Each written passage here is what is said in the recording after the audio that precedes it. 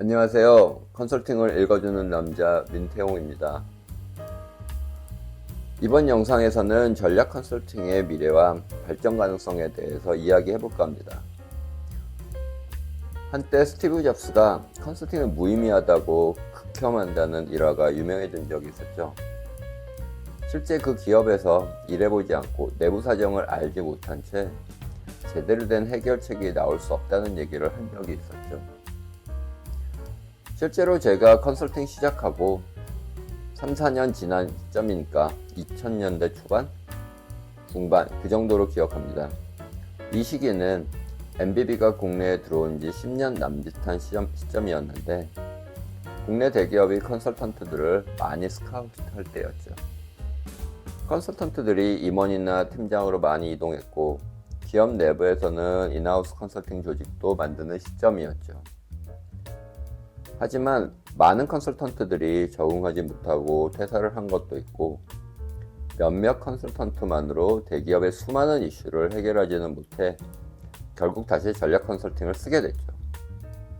그리고 아시는 분들은 많이 아시는 유명 사건인 맥킨지의 LG전자 스마트폰 사례를 예를 들어보자면 기술보다 마케팅에 집중하라는 컨설팅에 결국 2015년부터 23분기 연속 적자가 나는 결과에 전략 컨설팅 무용론이 다시 고개를 들게 되었지만 그럼에도 불구하고 여전히 많은 기업에서 전략 컨설팅을 받고 있습니다. 그렇다면 전략 컨설팅 무용론이 20여 년간 계속 나오는데도 왜 전략 컨설팅에서는 계속 유지되고 있는 걸까요? 제 개인적인 견해는 다른 컨설턴트 분들과 의견이 다를 수도 있지만 25년 경력을 통해 그리고 다양한 전략 컨설팅 회사와의 대화를 통해 내린 결론은 다음과 같습니다. 첫째는 리소스 이슈입니다. 기업에 다니시는 분들은 아시겠지만 하루에 미팅이 한두 개가 아니고 위에서 떨어지는 오더가 한두 개가 아닙니다. 이건 비단 전략기획 부서에만 해당되는 건 아닙니다. 그렇기 때문에 회사 내 존재하는 다양한 이슈에 대해 프로블럼 솔빙을 할 리소스가 필요할 수밖에 없습니다. 물론 요즘 인하우스 컨설팅 조직을 가지고 있는 회사가 많습니다. 하지만 이분들이 컨설팅 회사에 있을 때처럼 온전히 한 주제에 대해서만 올인하기도 어렵고 숫자도 많지 않기 때문에 일정 부분 외부 컨설팅이 해결했던 걸 내재화할 수는 있으나 전체를 담기에는 어려움이 있다고 볼 수 있습니다. 대기업 중에서도 상위권 수준이 이 정도고 중견기업으로 넘어갈 경우 여전히 큰 그림을 볼 외부 컨설턴트들의 도움은 필요할 수밖에 없습니다. 하지만 예전에 비해 기업 내부 인력이 컨설팅 프레임워크에 대한 이해도가 상당히 높고 정보에 대한 액세스가 상당 수준 올라와 있기 때문에 전략 컨설팅에 대한 수요가 일부 영향을 받을 수 있다는 부분은 어찌할 수 없을 듯 합니다. 둘째, 객관성의 이슈입니다. 이 부분은 기업의 다양한 영역에서 적용 가능하다고 볼 수 있습니다.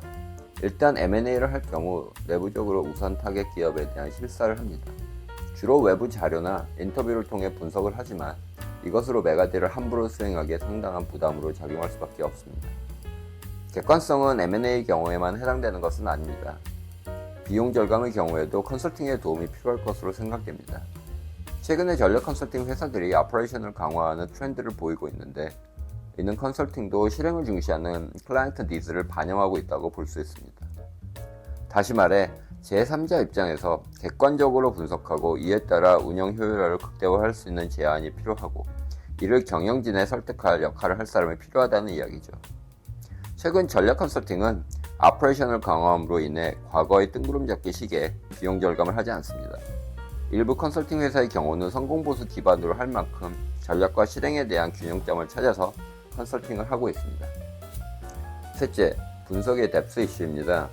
과거에는 구글에서 열심히 찾고 글로벌 오피스의 도움을 받아 예전 자료를 받거나 현지에 있는 컨설턴트들을 어사인 시켜서 벤치마킹 하는 게 전부였다면 이제 그 정도 수준은 현업에서 얼마든지 할 수 있는 부분이 돼버리다 보니 그 정도로는 컨설팅이 지속 가능하다고 보기 어렵습니다. 하지만 최근에 전문가 인터뷰가 활성화되면서 각 산업 이슈에 대해 상당히 마이크로하게 범위를 좁혀 그 분야 최고 전문가를 소싱해 인터뷰를 함으로써 고객에게 상당히 텐저블한 산출물을 제시하게 되었습니다. 최근에 전략 컨설팅 회사의 프로젝트 예산의 상당 금액을 전문가 인터뷰에 쓰고 있다는 건 새로운 사실이 아닙니다. 이 부분이 최근 컨설팅에서 상당히 예전과 달라진 모습이라 볼 수 있습니다. 마지막으로 합종 연행 이슈입니다. 오래된 일이지만 딜로이트가 모니터를 인수했고 EY가 T+를 인수했으며 PwC가 무즈앨런 해밀턴을 인수했듯이 컨설팅 회사 간의 합전 영향을 통해 규모를 키워나감에 따라 컨설팅 회사의 지속성은 유지될 것으로 보입니다. 아시다시피 규모를 키움으로써 낮은 비용으로 컨설팅을 제공할 수 있으며 전략, 프로세스, 시스템 간 유기적인 컨설팅 서비스를 제공할 수 있는 기반을 마련할 수 있을 것이라고 봅니다. MBB는 이러한 추세에 따라 자체적으로 다양한 펑션을 애드함으로써 규모를 키워나가고 있습니다. 결국 규모가 커짐에 따라 소규모 컨설팅 업체의 생존 확률은 떨어지겠으나 머추어드 인더스트리의 일반적인 현상은 컨설팅이라고 예외가 될 수는 없을 것으로 보입니다. 지금까지 말씀드린 것처럼 컨설팅에 대한 클라이언트 니즈도 변해가고 있고 이에 따른 컨설팅의 서스테인을 위한 노력도 지속되고 있습니다. 컨설팅 회사에 다니는 사람들은 컨설팅 회사가 컨설팅을 받아야 한다는 말을 많이 합니다. 그만큼 다른 회사에게 조언을 하는 컨설팅 회사도 완벽할 수는 없지만 나름의 전략을 기반으로 생존 및 성장을 도모하고 있음은 분명한 사실입니다. 이러한 노력은 비즈니스 환경이 변함에 따라 끊임없이 지속될 것이라고 봅니다. 마지막으로 이 영상을 보시고 컨설팅에 대한 이해도가 조금이라도 올라갔으면 하는 바람이며 특히 전략 컨설팅을 많이 쓰지 않으시는 중소기업 분들께 도움이 되었으면 하는 바람입니다. 감사합니다.